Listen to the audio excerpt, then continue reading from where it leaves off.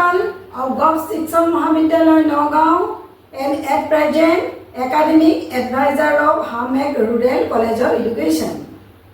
ইতিমধ্যে আপোনালোকৰ লগত মই অন্তৰ্ভুক্তিকৰণ শিক্ষাৰ বিষয়ে কেইবাটাও ক্লাছ কৰিছোঁ, ইনক্লুজন ইন এডুকেশ্যন, আৰু আমি সেই ক্লাছকেইটাত আলোচনা কৰিছিলোঁ অন্তৰ্ভুক্তিকৃত শিক্ষা কি, এই শিক্ষাৰ লক্ষ্য, উদ্দেশ্য, প্ৰয়োজনীয়তা ইত্যাদিবিলাক, আৰু লগতে আলোচনা কৰিছিলোঁ আমাৰ যিবোৰ পিছপৰা জাতি জনজাতি ইত্যাদিবোৰ আছে তেওঁলোকক কেনেধৰণেৰে আমি অন্তৰ্ভুক্তিকৃত শিক্ষাৰ লগত জড়িত কৰিব পাৰোঁ। আৰু এই ক্ষেত্ৰত মোৰ ইয়াৰ আগৰ ক্লাছটোত অনুসূচিত জাতিৰ বিষয়ে আলোচনা কৰিছিলোঁ, আৰু আজি আলোচনা কৰিব খুজিছোঁ অনুসূচিত জনজাতিসকলক কেনেধৰণে আমি অন্তৰ্ভুক্তি শিক্ষাৰ লগত জড়িত কৰিব পাৰোঁ। এতিয়া আমি প্ৰথমতে জানিব লাগিব যে আমাৰ যিটো অনুসূচিত জনজাতি বুলি কৈছোঁ অৰ্থাৎ শিডিউল ট্ৰাইবছ, সেই শিডিউল ট্ৰাইবছনো কাক পোৱা যায়। কথাটো হৈছে যে ভৌগোলিক পৰিসীমাৰ এক নিৰ্দিষ্ট অঞ্চলত যিসকল লোক বাস কৰে আৰু যিসকলে একেলগে সামূহিকভাৱে থাকে বা তেওঁলোকৰ ভাষা বেলেগ, তেওঁলোকৰ ৰীতি নীতি বেলেগ, তেওঁলোকৰ সংস্কৃতি বেলেগ, তেওঁলোকৰ সামাজিক সংগঠন আছে, গতিকে ইত্যাদিবিলাক একেলগে যেতিয়া একেধৰণেৰে হয় তেনেধৰণৰ ব্যক্তিসকলক সাধাৰণতে কি কোৱা যায়, অনুসূচিত জনজাতি সম্প্ৰদায়ৰ ব্যক্তি বুলি কোৱা যায়। যিহেতু তেওঁলোকে পাহাৰীয়া অঞ্চলত বা বনাঞ্চলত বাস কৰে সেয়ে তেওঁলোকৰ মাজত শিক্ষাৰ বা শিক্ষিত ব্যক্তিৰ অভাৱ দেখা যায়। তেওঁলোকে এতিয়াও ডাইনী বিশ্বাস কৰে, তেওঁলোকে এতিয়াও আত্মা বা যাদু বিশ্বাস কৰে। গতিকে তেওঁলোকৰ মাজত শিক্ষাৰ পোহৰ আনিবলৈ হ'লে বা তেওঁলোকৰ ছাত্ৰ ছাত্ৰীক শিক্ষাগত অৰ্হতা কৰাবলৈ হ'লে তেওঁলোকক কি কৰিব লাগিব, এই অন্তৰ্ভুক্তিকৃত শিক্ষাৰ মাজলৈ লৈ আহিব লাগিব। তাৰ কাৰণে কি হৈছে যে তেওঁলোকৰ যিবিলাক তেওঁলোকৰ কাৰণে কিন্তু কিছু চৰকাৰী আঁচনি চবৰ কাৰণে আছে, তেওঁলোকৰ কাৰণেও আছে, কিন্তু তেওঁলোকে সেই চৰকাৰী আঁচনিৰ বিষয়ে তেওঁলোকে নাজানে।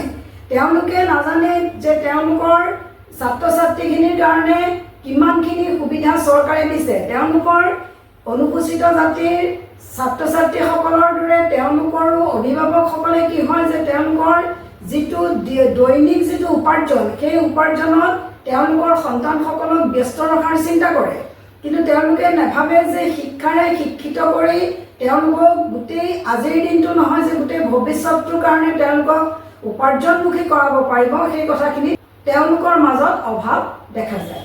এতিয়া কি হৈছে, তাৰোপৰি কি হৈছে যে তেওঁলোকৰ অঞ্চলবিলাকলৈ যাতায়াতৰ ব্যৱস্থা সুচল নহয়। সেইকাৰণে কি হয় যে নগৰৰ বা ভাল ঠাইৰ শিক্ষকসকল সেই অঞ্চললৈ যাবলৈ বেয়া পায়। গতিকে কি হৈছে যে আমাৰ এই যাতায়াতৰ যিটো ব্যৱস্থা সেই যাতায়াতৰ ব্যৱস্থা সেই অনুসূচিত জনজাতি অঞ্চলবিলাকৰ কাৰণে সুচল কৰিব লাগে, আৰু তেওঁলোকৰ মাজত কাউন্সিলিঙৰ ব্যৱস্থা কৰিব লাগে যাতে তেওঁলোকে চৰকাৰী আঁচনিৰ কথাখিনি বুজি পায়। সেই অনুসূচিত জনজাতি বুলি কওঁতে সাধাৰণতে আমাৰ এই উত্তৰ পূব অঞ্চলত আমি কাক দেখোঁ যে গাৰোসকল আছে, মিজুসকল আছে, খাচীয়াসকল আছে বা নগাসকল আছে ইত্যাদি বিভিন্ন ধৰণৰ অনুসূচিত জনজাতিৰ ব্যক্তি আমি দেখা পাওঁ। গতিকে সেই অনুসূচিত জনজাতি যিসকল একেটা অঞ্চলত একেলগে বসতি কৰি একেধৰণৰ ভাষা, একেধৰণৰ সংস্কৃতি, একেধৰণৰ ৰীতি নীতিৰ মাজত চলি থাকিব বিচাৰে, তেওঁলোকক আমাৰ সাধাৰণ ব্যক্তিৰ মাজলৈ লৈ অনাৰ সুযোগ যে তেওঁলোকৰ ছাত্ৰ ছাত্ৰীসকলক অন্তৰ্ভুক্তিকৃত শিক্ষাৰে শিক্ষিত কৰাই লৈ যাব লাগিব। আমাৰ সাধাৰণ ছাত্ৰ ছাত্ৰীৰ লগত তেওঁলোকক বহুৱাই একেলগে পঢ়ুৱাব লাগিব, একেধৰণৰ কথা শিকাব লাগিব, আৰু তেতিয়া তেওঁলোক শিক্ষাৰে শিক্ষিত হৈ তেওঁলোক কি হ'ব, সমাজখনৰ একোজন সুনাগৰিক হ'ব, আৰু তেওঁলোক সমাজৰ সুনাগৰিক হোৱা মানে সমাজখনৰ যিখিনি দুৰ্বলতাৰ দিশ আছে সেই দুৰ্বলতাৰ দিশখিনি আগুৱাই গৈ সমাজখন ভাল হৈ যাব। Clear student? এইবাৰ আহিছোঁ মাইনৰিটিৰ কথা। মাইনৰিটি বুলি কওঁতে সংখ্যালঘু সম্প্ৰদায়ৰ লোকসকল। এতিয়া সংখ্যালঘু সম্প্ৰদায়ৰ লোক কাক পোৱা যায়? সাধাৰণতে কি হৈছে যে আমাৰ ভাৰতবৰ্ষত আমাৰ হিন্দু ধৰ্মৰ উপৰিও খ্ৰীষ্টিয়ান হওক, বৌদ্ধ হওক বা মুছলমানসকল আমাৰ মাজত বাস কৰে। এতিয়া সাধাৰণতে কি হয়, হিন্দু ধৰ্মৰ তুলনামূলকভাৱে তেওঁলোক সংখ্যা লঘু, কাৰণ তেওঁলোকৰ সংখ্যা আমাৰ তুলনাত কম, তেওঁলোকৰ লোক আমাৰ তুলনাত কম। গতিকে আমাৰ তুলনাত তেওঁলোক যিহেতু সংখ্যাত কম, সেইকাৰণে তেওঁলোকক সংখ্যালঘু বুলি কোৱা হৈছে। কিন্তু সেই সংখ্যালঘু বুলি কোৱাৰ কাৰণে তেওঁলোক আঁতৰি থকাটো উচিত নহয়। তেওঁলোক আমাৰ লগত সমানে আগবাঢ়ি যাব লাগিব, আৰু সেই আগবাঢ়ি যাবৰ কাৰণে ভাৰতীয় সংবিধানে তেওঁলোকৰ ক্ষেত্ৰত দিছে শিক্ষাৰ ন্যায়ৰ কথা কৈছে যে তেওঁলোকে অন্যান্য ধৰ্মৰ ব্যক্তিসকল যেনেকৈ আগুৱাই যাব তেওঁলোকো আগুৱাই যাব পাৰিব। গতিকে শিক্ষাৰ ন্যায় বা শিক্ষাৰ সমতা, সকলোৱে একেধৰণেৰে শিক্ষা গ্ৰহণ কৰিব, সমতা স্থাপন কৰিব, এই কথাটো সংবিধানত তেওঁলোকৰ কাৰণে দিয়া আছে।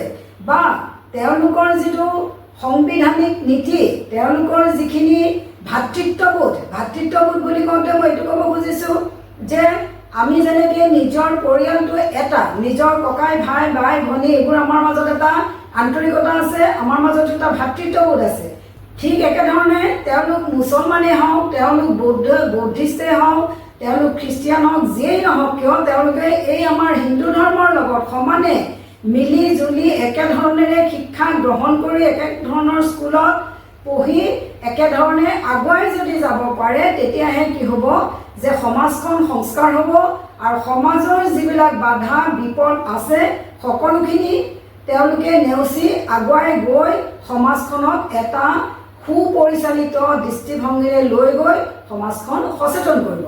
আৰু সমাজ আগবাঢ়ি যোৱা মানেই আমি কি হ'ব, আমি গোটেই মানুহখিনিয়ে সমাজখনৰ যিখিনি দুৰ্বলতা আছে সেই দুৰ্বলতাখিনি অঁতৰাই আমি সকলোৱে একেলগে আগবাঢ়ি গৈ সমাজখনক যেতিয়া ভাল কৰিব পাৰিম, সেইটোৱে কি হ'ব, আমাৰ শিক্ষিতৰ যিটো হাৰ, এই শিক্ষিতৰ হাৰ বৃদ্ধি হ'ব। আৰু যিমানেই শিক্ষিত মানুহ থাকিব সিমানেই সেই ধৰণৰ পিছপৰা অঞ্চলবিলাক নোহোৱা হৈ যাব। আৰু পিছপৰা অঞ্চলবিলাকৰ যিসকল অশিক্ষিত আমাৰ অভিভাৱক আছিল, সাধাৰণতে কি হ'ব, তেওঁলোকৰ মাজতো শিক্ষাৰ প্ৰভাৱ পৰিব, আৰু তেওঁলোকে শিক্ষা কি বস্তু বুজি পাব, আৰু লগে লগে তেওঁলোকেও শিক্ষাৰ প্ৰতি ধাউতি হৈ তেওঁলোকৰ ছাত্ৰ ছাত্ৰীবিলাকক পঢ়ুৱাবলৈ চেষ্টা কৰিব। মাই ডিয়াৰ ষ্টুডেণ্টছ, মই আজি আপোনালোকৰ লগত দুটা বিষয়ৰ ওপৰত আলোচনা কৰিলোঁ। দুটা বিষয় মানে দুটা ছাব পইণ্ট, এটা হ'ল অনুসূচিত জনজাতি আৰু এটা হ'ল মাইনৰিটি। এই দুইটা পিছপৰা সম্প্ৰদায়ে হওক বা জনজাতিয়ে হওক কেনেধৰণে আমাৰ অন্তৰ্ভুক্তিকৃত শিক্ষাৰ মাজলৈ লৈ আনিব পাৰি, এই ধৰণৰ কথা আমি আলোচনা কৰিলোঁ। যদিও কথাবিলাক শুনিবলৈ বৰ উজু যেন লাগে, কিন্তু যেতিয়া পৰীক্ষাত আহে তেতিয়া অকণমান লিখিবলৈ আমি অসুবিধা পাওঁ, নহয় জানো? গতিকে আমি অকণমান যদি এই ধৰণে আমি ভিডিঅ' এটা কৰি আপোনালোকৰ মাজত প্ৰচাৰ কৰিব পাৰোঁ, তেতিয়াহ'লে আপোনালোকে অকণমান সহজে বুজিবলৈ চেষ্টা কৰিব পাৰিব, আৰু বুজিব পাৰিব বুলি বিশ্বাস কৰি আপোনালোকৰ মাজত মই এই কথাখিনি আলোচনা কৰিলোঁ। আশা ৰাখিছোঁ আপোনালোকে বুজি পাইছে। নুবুজিলেও কথা নাই, মোৰ কমেণ্ট বক্স আছে, আপোনালোকৰ কিবা সুধিবলগীয়া থাকিলে আপোনালোকে মোৰ কমেণ্ট বক্সত লিখিব, আৰু যথাযথ উত্তৰ দিবলৈ মই চেষ্টা কৰিম। আজিৰ ক্লাছটো মই ইমানতে সামৰিছোঁ। পৰৱৰ্তী ক্লাছ লৈ আহিম ইয়াৰ পিছৰ অংশখিনি, আৰু ইয়াৰ পিছৰ অংশখিনিত মই আলোচনা কৰিম কেনেকৈ গাঁও বা নগৰৰ কিছুমান পিছপৰা ছাত্ৰ ছাত্ৰী আছে, সেইসকলক আমি কেনেধৰণে অন্তৰ্ভুক্তিকৃত শিক্ষালৈ লৈ আনিব পাৰোঁ। আজিৰ ক্লাছটো সামৰিছোঁ, আৰু আপোনালোকৰ সঁহাৰিৰ কাৰণে ধন্যবাদ আৰু কৃতজ্ঞতা জনাইছোঁ।